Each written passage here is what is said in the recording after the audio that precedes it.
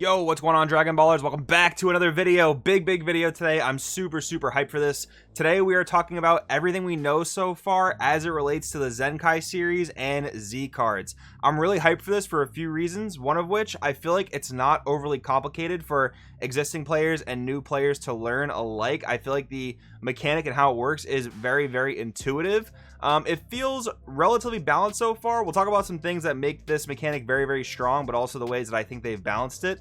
And yeah, I think it's just not overly complicated. I like how it fits thematically with the game. It takes a mechanic we already have, which is comboing, and really just expands upon it. And that was the really big unique thing about Dragon Ball Super when the game came out, is the way the combo system works. You know, there are similar mechanics in like Vanguard, for example, and even the One Piece card game has stuff that is similar to combos, but Dragon Ball Super is the game that really just made combo the main mechanic of the game. So Z Boost, Zenkai cards really just seem to hit on that, which I really like. So we'll get into that in today's video. You'll learn everything about Z cards in this video. If you guys are new here, make sure to subscribe, hit that bell so you never miss a video. And if you guys want to help support the channel, there are many ways down in the description to do so, as always. But if you guys want to step your game up, consider checking out the Patreon down in the description, both the articles that I post there, and consider coaching if you're interested in that. With Z stuff coming out, I am going to be covering a lot of that in regards to competitive play on the Patreon. So again, make sure to check it out. Anyways, let's jump right into this.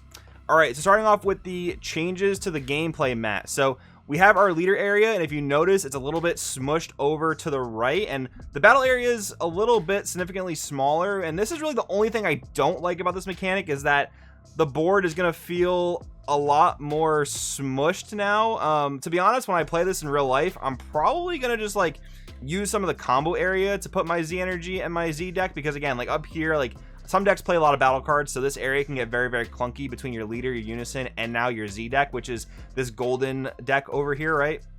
So as long as things are clearly presented, it's okay to play certain things in different areas. But it seems as far as this goes, like we always used to play our life under our leader for the most part, and now it's like you're gonna move your leader over to the right a bit, play your life under your Z energy, and of course we'll talk about how to charge Z energy in this video. But yeah, that's the one thing I don't like about this mechanic, is that the board just gets a little bit more smushed. Like, you don't need all this space for combo. Like, the whole middle of the board does not need to be dedicated to combo. So that might just be where people can put their Z decks and you know, not take up as much space. But yeah, I just want to show you guys how the layout works. You have your Z deck here, you have your Z energy next to it. So whatever you do, whether you put your Z deck down in your combo area, just make sure your Z energy is clearly defined next to it in some way where it's not going to get confused with your life. Just make sure you're doing that, guys. But anyways, let's get into what the Z cards look like. So as we know so far, there are two types of Z cards. We have Z leaders and Z battle cards. Random side note, I'm definitely very interested to see if they'll ever make Z extra cards. I could definitely see them being able to do it. Will they do it? Don't know. Maybe they'll have like a Z negate that you can just activate from any point in your Z deck. That'd be kind of cool. We'll get into the specific Z rules right after this. But as far as the Z cards go, starting with a Z battle card. So you'll notice it has a regular energy cost of 4 and the same specified cost that we're used to. So you're going to have to pay that 4 energy to play this Caulifla. You also have to pay 2 Zenkai energy, which is signified by the 2 underneath the Caulifla's 4 energy cost.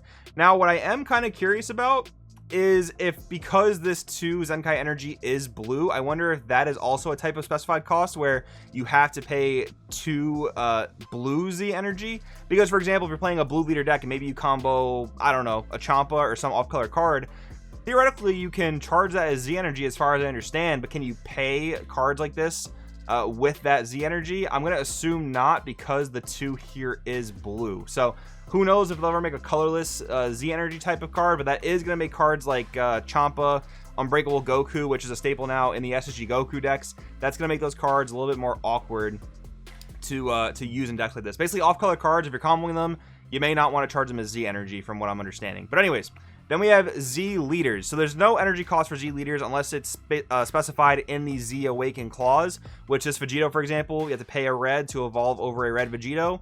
And these Z leaders do have to be Z Awakened over already awakened leaders, which again, specified on the rules in the next slide. But yeah, this one has a 1 Z energy cost. So theoretically, if you can get your Vegito leader awakened quickly, you can get into this guy pretty fast. And I think this guy is put to 1 Z energy because in the old school Vegito deck this is meant to support, you're not typically comboing a lot, and that does seem to be one weakness of Z cards. You know, you have decks that don't necessarily want to combo early, especially a lot of decks in this current format that don't combo early very much. They might not be able to make the most out of Z cards. We'll talk more about that in a little bit. So anyways, let's talk about Z card rules. So you can have 7 Z cards in your Z deck, no more, and I'm sure you can have less if you want. But the same like 4 of play sets apply to your Z deck. Now the one thing I don't know, and I'm a little bit curious about, is if Z leaders can be played at more than 1 copy in your Z deck. Because theoretically, you'd be able to Z awaken multiple times, whether the clause on the Z card lets you go right over a Z card you already have, which why would you want to do that? I'm not sure. Maybe you want to refresh your leader effects. That's a possibility. But besides that, some of the Z leaders that we've seen have kind of like ultimate abilities that say after this ultimate ability at the end of the turn, remove this Z leader from the game. So you just go back to being your regular leader after that, right? So I do wonder if you could play multiple Z leaders in your Z deck and maybe Z awaken multiple times. Man, I'm gonna say Z a lot as this new mechanic comes out. I can already tell. But anyways, that's one thing I'm not quite sure about. But as far as Z battle cards go, you can play a 4 copy play set just like your regular main deck, but they do start separately in your Z deck with 7 cards. You can check your Z deck as often as you want. So there's probably no reason you have to shuffle it. I don't think there's any randomness coming from the Z deck. So I don't think you have to shuffle it. It's a resource you can check as often as you want. So just be aware of that. So how do we charge Z energy? We charge Z energy by comboing cards. Once per battle, you can take a card that you have comboed and put it in your Z energy. Now this is limited to once per battle, but it's not limited to once per turn. So if you combo on multiple attacks during a turn, or even defensively, you can charge multiple Z energy in one turn. So we're already probably thinking about the fact that there are a lot of leaders and decks and strategies in the game that revolve heavily around comboing that have been pretty good in the past and even in more recent formats, but maybe aren't so great right now. Z cards and the Z deck might be a real big boost to those leaders. I have some examples to show you guys in a second. Anyways, moving on to the rest of the rules. Z awaken can be used in the same timing as a regular awaken. So most of the time we always awaken during our own main phase, but you can awaken during your opponent's turn if you want to awaken during the combo step. Same thing, you can awaken during your own offensive combo step, right? That's always been a rule. Sometimes it's not always relevant though, but just know that you can Z awaken in the same timing as regular awakens.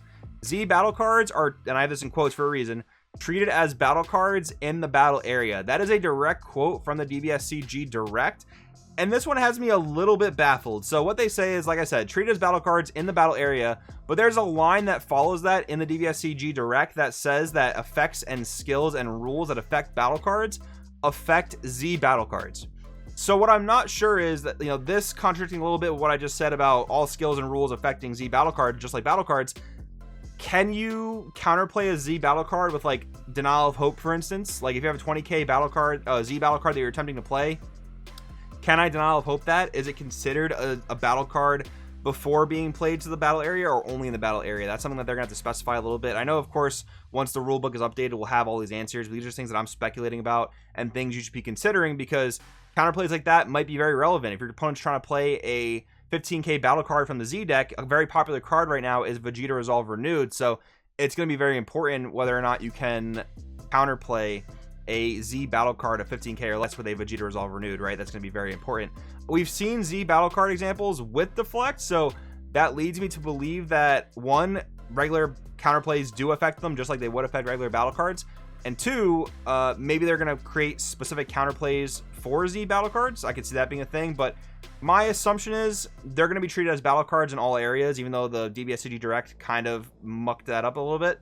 So yeah, just keep that in mind. Want to wait for that, more of the official ruling on that. Anyways, Z cards are removed from the game when KO'd. It's not only when they're KO'd, but I just wrote that here because it was the easiest way to fit it here on the slide. So basically, when a Z card is warped, placed in the drop area, KO'd, killed in any way, they're just removed from the game. So they're not recyclable in that fact. So that seems like a pretty solid way to balance them.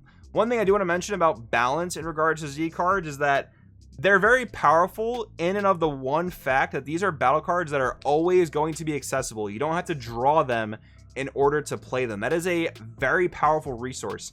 If you look at other decks that had extra decks like the Naruto card game and the Yu-Gi-Oh card game, they have extra decks that require you to use resources on your board to play cards from their extra decks, right? So this is a very different quote-unquote extra deck because it doesn't really require you to use your board as a resource. It just uses the same energy resource we're already used to, and this new Z energy mechanic, which is again very intuitive, very simple in my opinion. But the very powerful thing about them is these are cards that you can play at any time as long as you meet their requirements. So the consistency is literally 100% as long as you can meet the energy and Z energy requirements.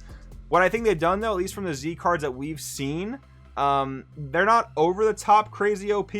Some of the Z leaders I've seen actually do seem crazy strong, but besides that, the Z battle cards we've seen so far seem like they're not necessarily over the top. They don't seem crazy overpowered, which is a very good thing, because again, the consistency on these Z cards is 100% literally, which is kind of crazy to think about.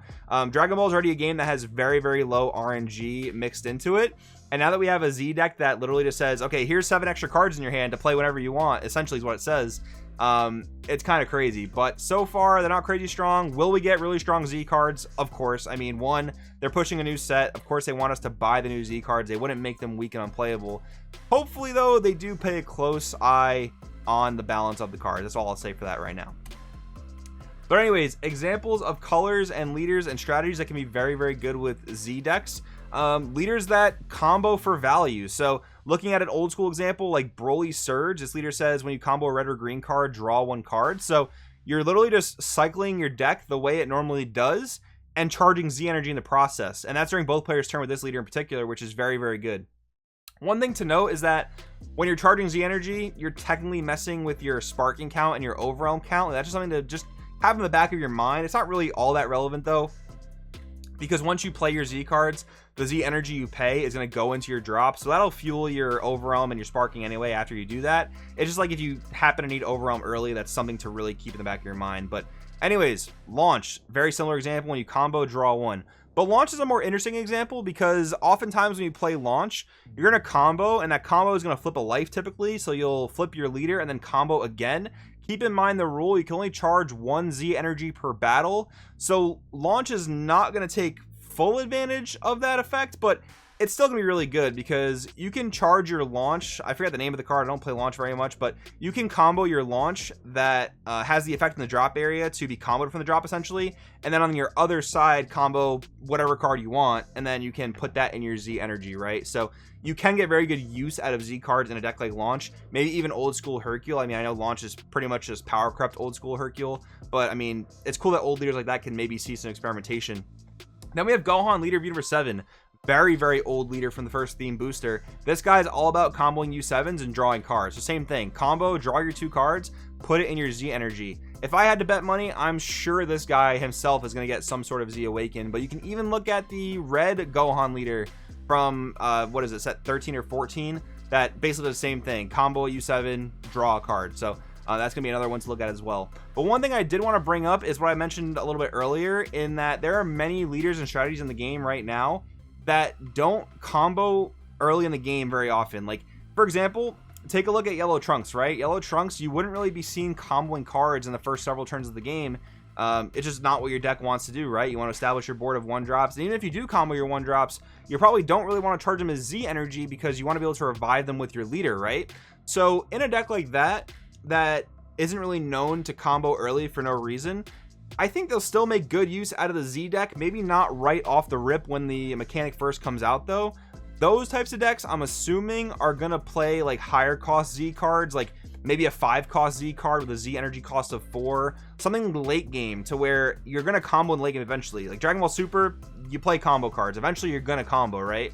So what I'm saying is these decks that aren't known to combo early, they'll probably end up playing like late game, more bomb type Z cards. And I would actually like to see some very strong bomb Z cards. That'd be very cool for these decks that, again, don't combo early, can't really make use out of the early game Z cards. But anyways, guys, that's all the stuff that I jotted down from the DBSCG Direct. If I missed anything, or if you guys know more about the Zenkai cards, drop it down in the comments below. Thank you guys so much for watching. I'll see you guys in the next video.